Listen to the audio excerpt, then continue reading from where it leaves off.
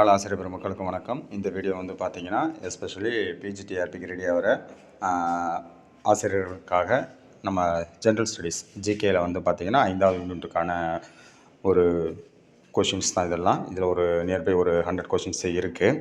இது வந்து PGTRB general studies இல்லாமல் டிஎன்பிஎஸ்சியாக இருக்கட்டும், டிஇடியாக இருக்கட்டும், எந்த காம்படேட்டிவ் எக்ஸாம் இருந்தாலும் இந்த ஜென்ரல் ஸ்டடீஸுங்கிறது காமன் தான்.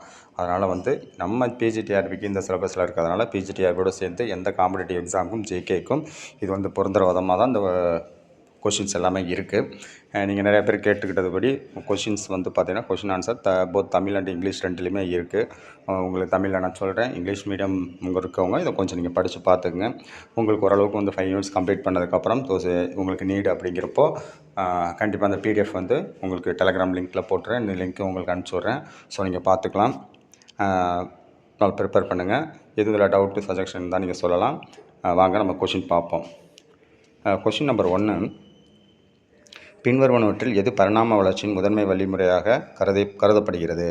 ஆப்ஷன் சி, இயற்கை தேர்வு. இயற்கை தேர்வு கோட்பாட்டை முன்மொழிந்தவர் சார்லஸ் டார்வின். 3வது கொஷின், உயிரினத்தின் மரபணு பொருளில் ஏற்படும் திடீர் பரம்பரை மாற்றத்திற்கு என்ன பெயர்? சடுதி மாற்றம். மூதாதையரில் இருந்து வந்த வெவ்வேறு உயிரினங்களில் உள்ள ஒத்த கட்டமைப்புகள் ஆனால் வெவ்வேறு செயல்பாடுகளை கொண்டவை என்னவாக அழைக்கப்படுகின்றன? ஒத்த உறுப்புகள், ஹோமோலோஜஸ் ஆர்கன்ஸ்.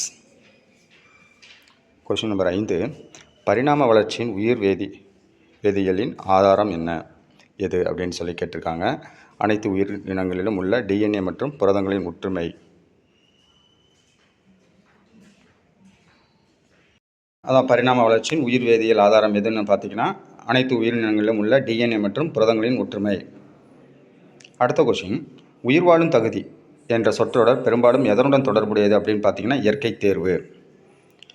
ஒரு சிற்றினத்தின் அனைத்து மரபணுக்களின் மொத்த தொகுப்பு என்னவென்று அழைக்கப்படுகிறது அப்படின்னு பார்த்தீங்கன்னா மரபணு குலம், ஜீன் பூல். படிமங்களின் படிப்புக்கு என்ன பெயர்? தொல்லுயிரியல், பேலண்டாலஜி. பரிணாம வளர்ச்சியில் ஒத்த உறுப்புகள் எதை குறிக்கின்றன? ஒத்த தோற்றம் மற்றும் வேறுபட்ட செயல்பாடு. சிற்றினமாதல் செயல்முறை என்றால் என்ன? புதிய சிற்றினங்கள் உருவாவது. Option C. அடுத்தது பார்த்திங்கன்னா ஊட்டச்சத்து பற்றின ஒரு கொஷின்ஸ், 10 கொஷின். கார்போஹைட்ரேட்டுகளின் ஒரு முக்கிய ஆதாரம் தானியங்கள், கிரைன்ஸ். எந்த விட்டமின் சூரிய ஒளியின் உதவியுடன் தோலில் தயாரிக்கப்படுகிறது? Vitamin D. கீழ்கண்டவற்றுள் எது புரதத்தின் சிறந்த ஆதாரமாகும்? பருப்பு வகைகள். இரத்த சோகைக்கு எந்த கனிமத்தின் குறைபாடு காரணமாகிறது? இரத்த சோகைக்கு இரும்பு, அயன். கொழுப்பில் கரையக்கூடிய விட்டமின்களின் தொகுப்பு ஏடிஇகே.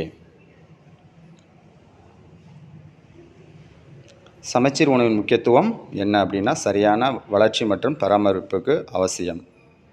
அதேமாதிரி சமச்சீர் உணவு அப்படிங்கிறது எல்லா மினரல்ஸும் சரியான அளவில் கலந்திருப்பது தான். அது ஏற்கனவே உங்களுக்கு தெரிஞ்சது தான், அந்த வார்த்தையில் இருக்குது. எந்த விட்டமின் குறைபாடு இரவு குருட்டுத்தன்மையை ஏற்படுத்துகிறது? இந்த மாலைக்கண் நோய் வந்து எதனால் வருது அப்படின்னா விட்டமின் ஏவோட குறைபாட்டினால. நார்ச்சத்து அதிகமுள்ள உணவுகள் எதற்கு உதவுகின்றன? செரிமானத்தை ஒழுங்குபடுத்துதல். அடுத்த கொஸ்டின், கீழ்கண்டவற்றுள் எது நீருடன் கரையக்கூடிய விட்டமின்? Vitamin C. எந்த கனிமத்தின் குறைபாடு பெரியவர்களில் ஆஸ்டியோபோரோசிஸ்க்கு அதாவது எலும்பு புரைக்கு வழிவகுக்கும் அப்படின்னா கால்சியம். இந்த எலும்பு போனை பொறுத்த வரைக்கும் சிஏ கால்சியம். அடுத்த டாப்பிக்கில் தனிப்பட்ட சுகாதாரத்தை கடைபிடிப்பதன் முக்கியத்துவம் என்ன? நோய் தொற்றுக்களை தடுக்க, டு ப்ரிவென்ட் இன்ஃபெக்ஷன்ஸ். உணவுப் பொருட்களை கையாளும் முன் கைகளை ஏன் கழுவ வேண்டும்? கிருமிகளை பரவ விடாமல் தடுக்க. சுத்தமான குடிநீர் எதற்கு அவசியம்? நீரேற்றம் மற்றும் ஆரோக்கியத்தை பராமரிக்க. தொடர்ந்து பல் துலக்குவதன் முக்கியத்துவம் என்ன? பற்சிதைவு மற்றும் ஈறு நோய்களை தடுக்க. நல்ல காற்றோட்டம் ஏன் முக்கியம்? புத்துணர்ச்சியூட்டும் காற்றை வழங்க. உடல் எடையை பராமரிப்பதில் முக்கிய பங்கு வகிக்கும் முக்கிய காரணி சீரான உணவு மற்றும் வழக்கமான உடற்பயிற்சி. சுற்றுச்சூழல் சுகாதாரத்தின் முக்கியத்துவம் என்ன? நோய்களின் பரவலை தடுக்க. நோயாளிகளை கவனித்துக் கொள்ளும்போது சுகாதார நடைமுறைகள் ஏன் அவசியம்? நோய் தொற்று பரவுவதை தடுக்க. உணவை சரியாக சேமிப்பதன் முக்கியத்துவம் என்ன? உணவு கெட்டுப்போகாமல் தடுக்க. குறைந்தபட்சம் எத்தனை நிமிடங்கள் கைகளை சோப்பு மற்றும் தண்ணீரில் கழுவ வேண்டும்? 20 நொடிகள், 20 செகண்ட்ஸ். அடுத்த டாபிக் பார்த்தீங்கன்னா ஹியூமன் டிசீசஸ், அந்த மனித நோய்கள். கீழ்கண்டவற்றில் எது பாக்டீரியாவால் ஏற்படும் நோய் அப்படின்னு பார்த்தீங்கன்னா காசநோய், டிபி. எந்த வைரஸ் எய்ட்ஸ் நோயை ஏற்படுத்துகிறது? ஹெச்ஐவி. மலேரியாவுக்கு காரணமான ஒட்டுண்ணி பிளாஸ்மோடியம். நீரிழிவு நோய் எதனால் ஏற்படுகிறது? இன்சுலின் உற்பத்தி அல்லது பயன்பாட்டில் உள்ள பிரச்சனைகள். பின்வருவனவற்றில் எது பரம்பரை நோய்? ஹியூமோபிலியா. டெங்கு காய்ச்சலை பரப்பும் கொசு ஏடிஸ். புற்றுநோய் என்பது எதனால் ஏற்படும் நோய்? கட்டுப்பாடற்ற உயிரணு வளர்ச்சி. அயோடின் குறைபாடு எந்த நோயை ஏற்படுத்துகிறது? முன்கழுத்து கழலை.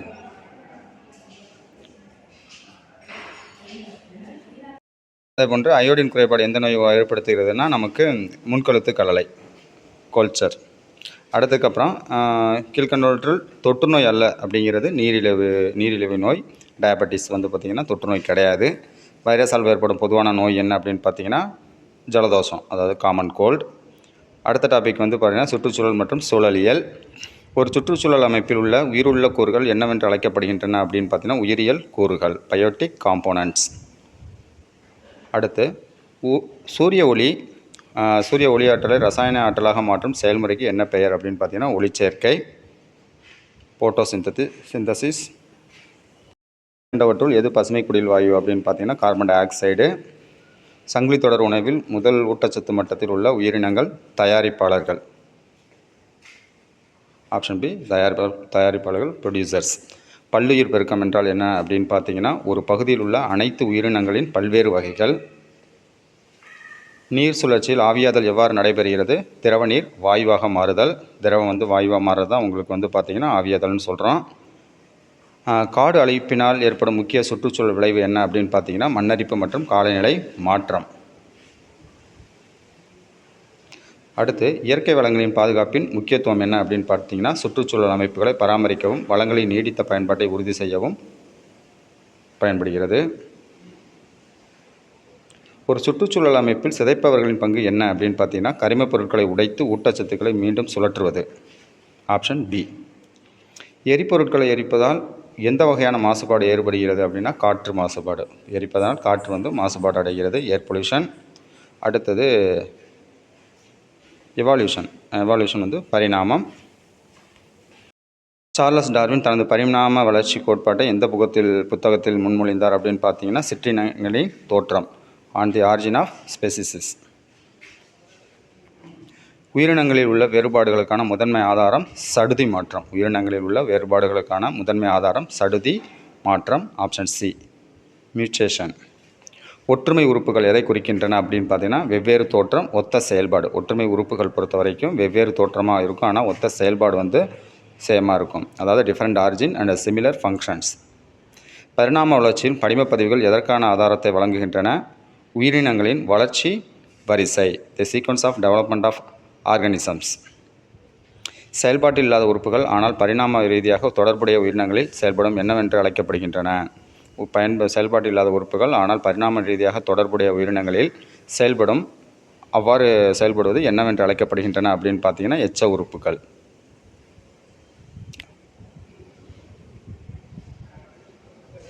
Vestigial organs.